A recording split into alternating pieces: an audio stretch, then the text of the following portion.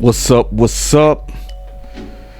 It's your boy Boss Show Me, and gotta bring you another one.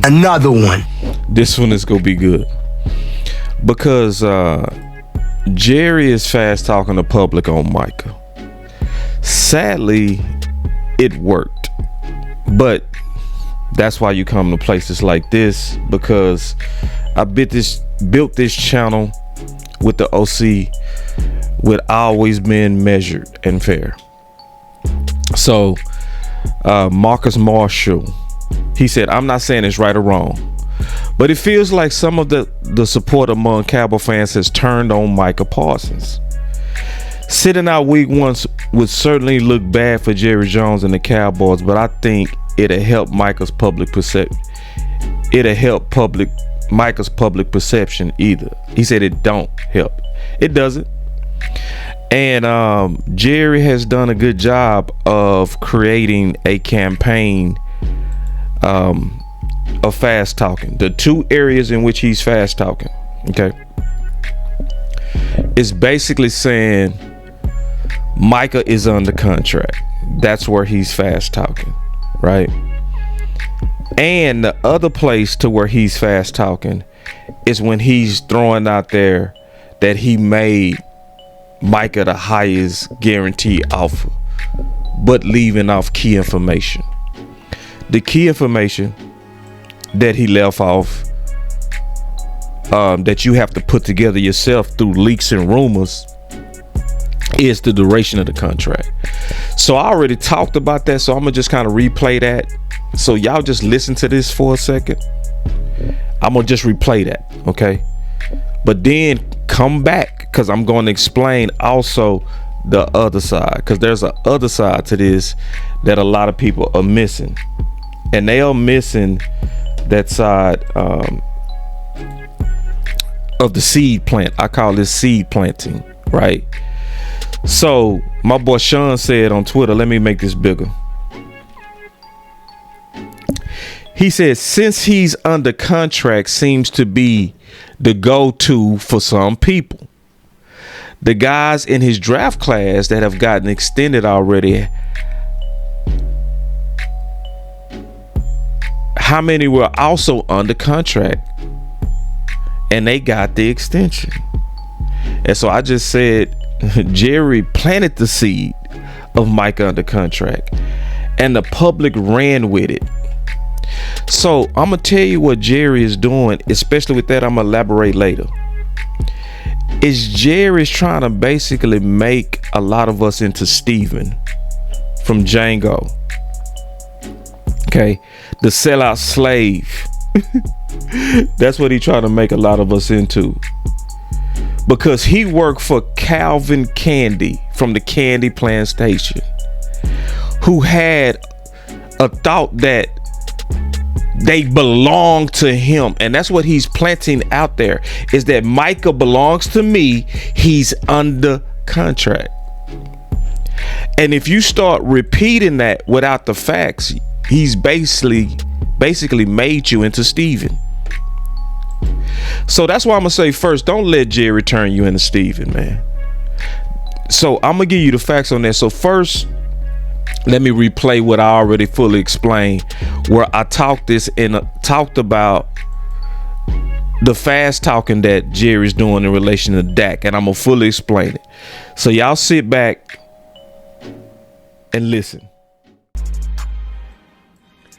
He said the best way to get good at football is to play football. This is the big point that too many people missing. There will be a ramp up program for him. What is that saying? That's saying he missed so much training camp that we would be actually taking too big of a risk to just throw him out there. So because of this fight that Jerry is having with the agent,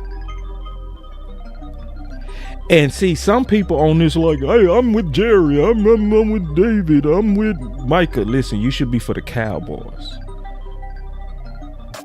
And if you for the Cowboys, you got to say and see it for how it is. The problem right now, truly, is Jerry is still trying to run that Tex Schramm strategy, where he thinks he gets leverage because the first person to call loses leverage. He really believes that. That's why when he was on a show with the playmaker, Michael Irvin, he said, "Can you tell Michael to call me?"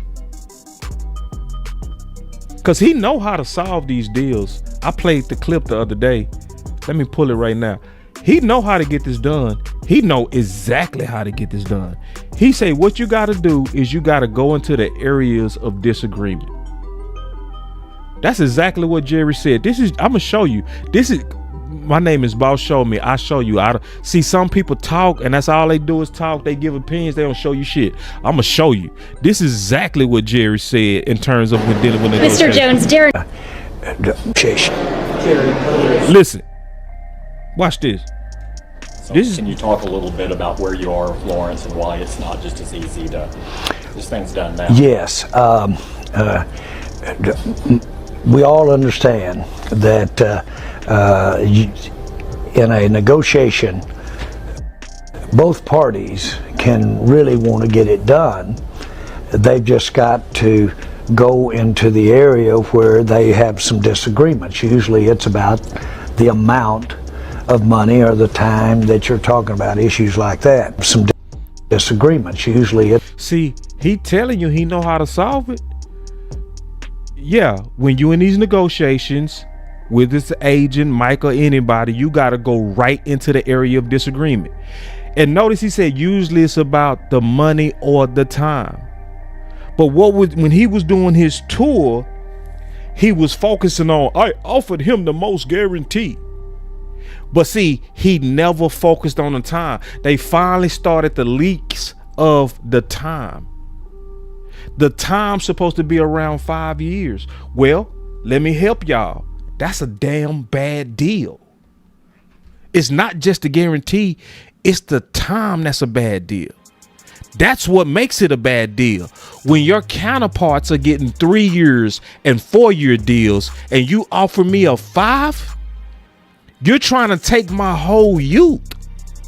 So let me get, and it makes it harder for me to get my third contract. It makes it harder because I'm older. Let me give you a perfect example for those who don't get it.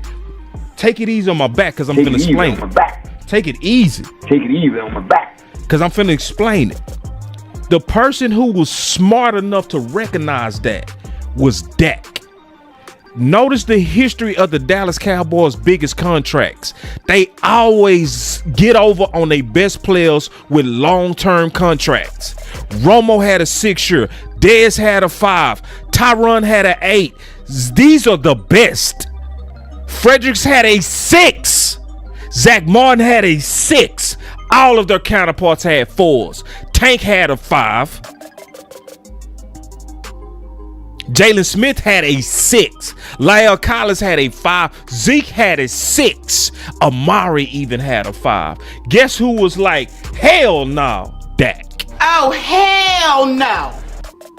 Why was that smart though?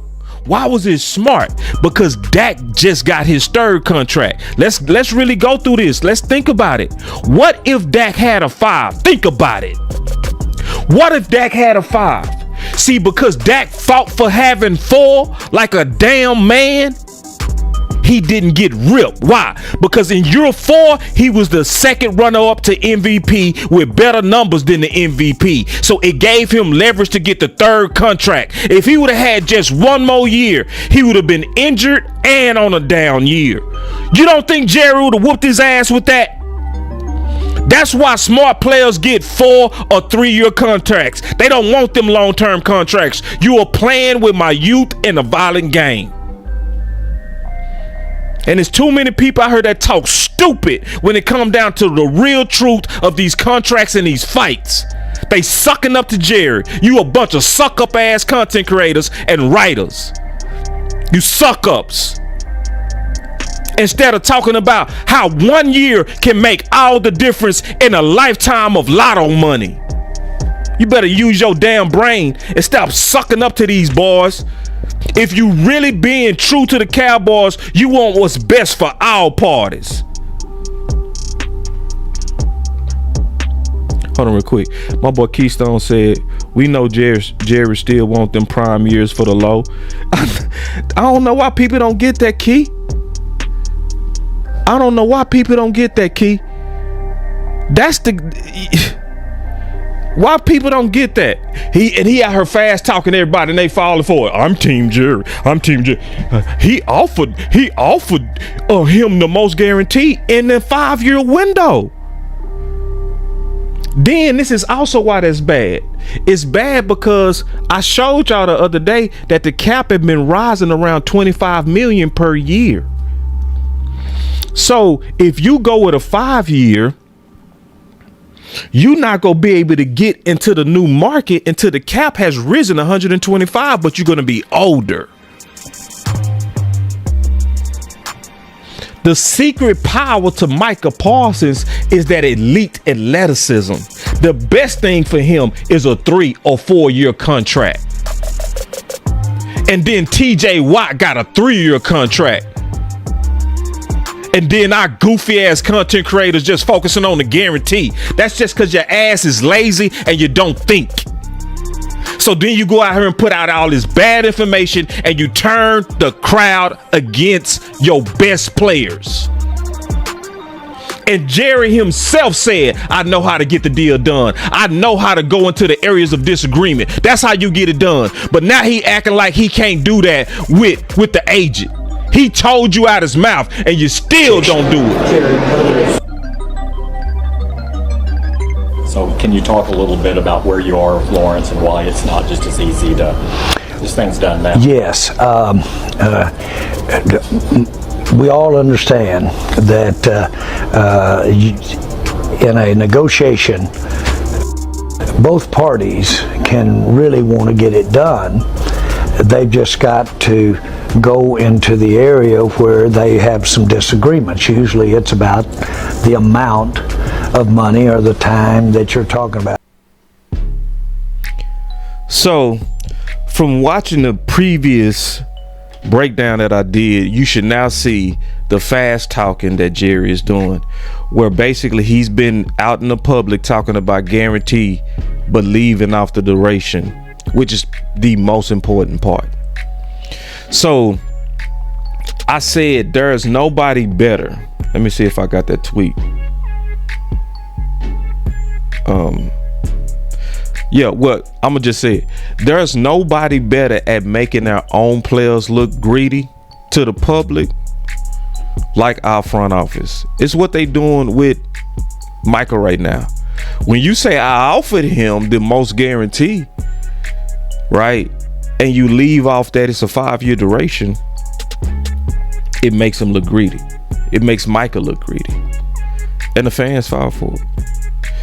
And if you listen to this channel, you're not, right? Because I'm gonna show you, right? So for instance, y'all know I kept up with this stuff.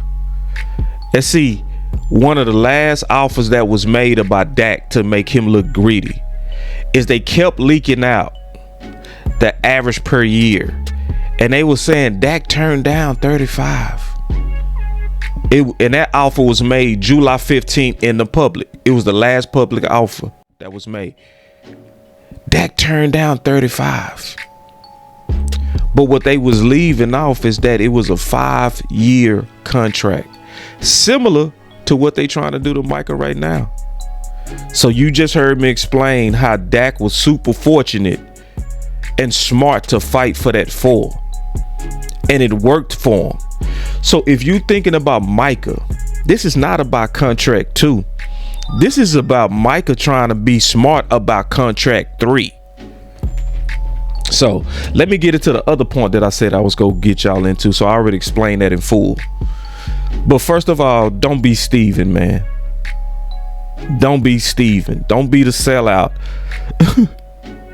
Fighting for the billionaire as he's manipulating you. Nope, don't do it. I ain't gonna let you do it. Some of y'all willingly do it though. I can't help people that want to be slaves. I can't help you. But if you was tricked, that's why I'm trying to expose it to you. I'm trying to expose the fast talking so you don't fall for the trick.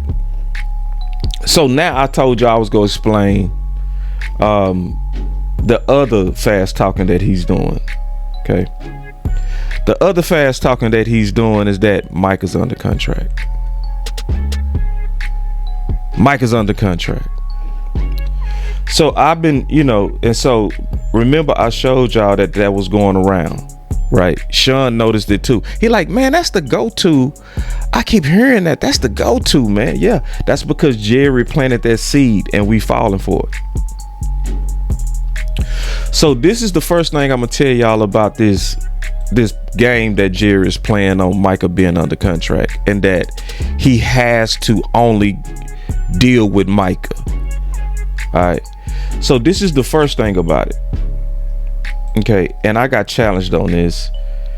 And I love that I got challenged on this. All right. Because then that allows me to prove it. Y'all know me. Y'all know me. Y'all know Mr. Show Me. So I was explaining to this guy as we was going back and forth that it was in his right. Cause he said Micah, could potentially hold out, and it's on Micah. And I was like, no, bruh, no. And I was just giving him all the evidence. Like, this is one of the things I showed where Jerry clearly said that the way that you deal with areas of disagreements is go right to it. And that's what he's refusing to do with David, the agent. See, I want y'all to realize that this holdout is not about a number. This is about Jerry trying to force a negotiation with one person while that person has a representation. I want y'all to understand it. This is not Jerry putting his foot down on a number. He's putting his foot down on not want to talk to the representative. Now, that's also, I understand why you're doing that, because you're trying to get a better deal. Just like I just proved earlier that he been getting over in his best players doing that for years with longer durations. But it's not consistent because he didn't do that with Zach Martin. It's not consistent.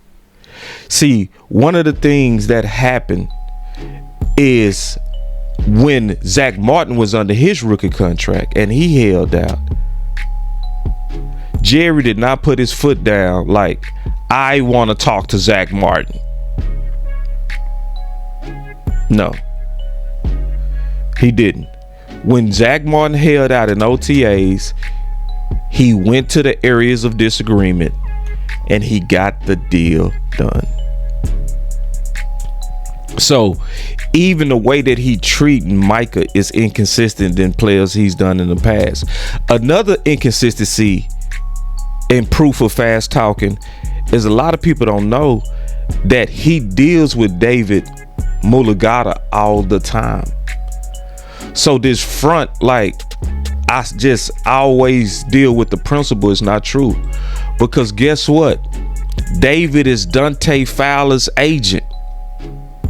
Jerry dealt with he dealt with David to close out the Fowler deal.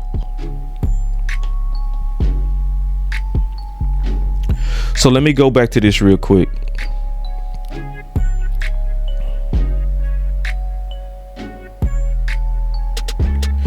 So as I was going back and forth with this guy, he said, you and I don't disagree with who is more at fault. I'm simply saying that Micah sitting out week 1 would be his choice, not something that is being done to him. Yeah, it's being done to him. It is. Yeah. See, because this is what people not trying to wrap their head around, which I don't understand. How do people not understand that Micah is being asked, if you trying to have an MR on his back to make it seem like he's being greedy because he's refusing to practice? Do people not realize that he's this close to a lottery ticket and is stupid to gamble with that?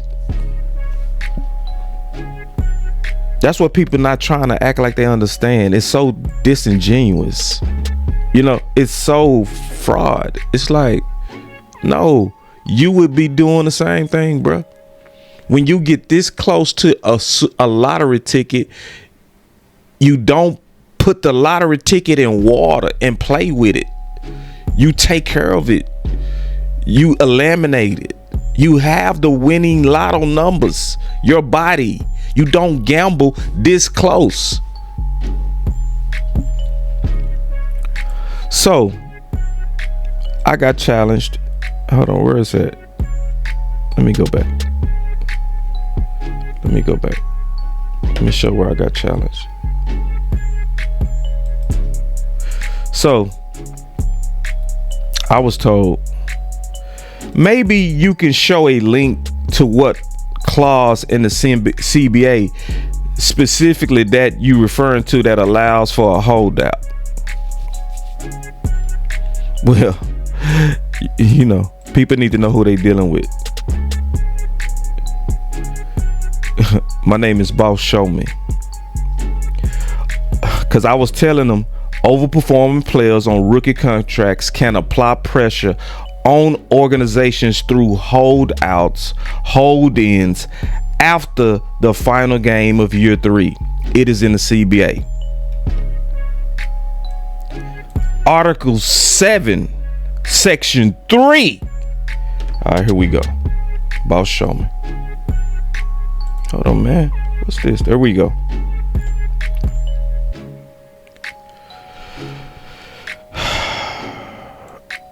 Right here in writing in the CBA. A rookie contract for a drafted rookie may not be renegotiated, amended, or altered in any way until after the final regular season game of the player's third contract.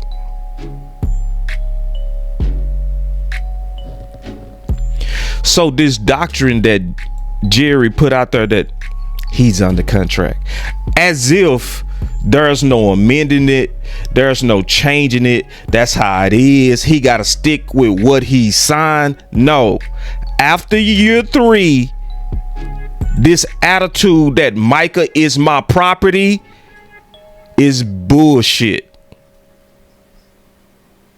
Now Micah has all the rights to use all the tools of negotiations, hold-ins, holdouts, all of it.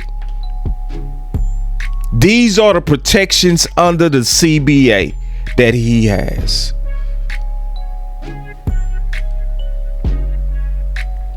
There's also a clause in the CBA about getting second opinions on MRIs, which he's doing right now. So I don't want, and I will not ever be Steven. It's a whole lot of people that's willingly Steven. These people will go to the Diddy party and they will bring Diddy the baby oil. They would be like, Diddy, I hope you didn't go get a box of baby oil, because guess what, baby? I brought my own for you. See, Boss not wired like that. I'm not gonna ever be Steven. I'm not gonna be on that we sick boss. I'm Team Jerry. No, like I said, I'm Team Cowboys. And if you Team Cowboys, you want what's best for all parties. Jerry, Micah, all parties. So a lot of people are being manipulated, and he did a good job. And guess what? It worked. It worked. A lot of the masses have become Steven. That's what happened. In their minds, Micah Parsons is being greedy because of the guarantee that was offered. They falling for that. They also falling for the ploy that Micah Parsons is the property. He's under contract, as if there's no amending the Dallas contract. No, that contract can and should be amended for high performing players. So I'm not Steven. I'm not gonna be crying and tap dancing for Jerry as he's fast talking. I'm fair enough to understand why he's doing it, because for the most part, it been working. It been working in terms of getting over on players. Yeah, he been doing it, giving most of his players long-term contracts. But then the problem is even if you save and get flexibility by doing that, y'all don't improve. Y'all don't go get high value free agents from it. So it's almost like it's just an ego game. Why you go save money by being hard and playing hardball on your best players to not go help those same players with better talent in free agency? So it's your boy Boss Show Me, man. And I always do that. I'm gonna do my job. I'm gonna show y'all how it is. And I'm gonna just tell you straight up, don't let Jerry play you, man. Don't let him do it. Don't let him fast talk the public. Don't let him do it. Don't become Steven. Don't become that sellout slave from Django and Chains. I promise y'all, I'm doing my best to keep y'all from that. But it's your boy Boss Show Me, man. I'm out.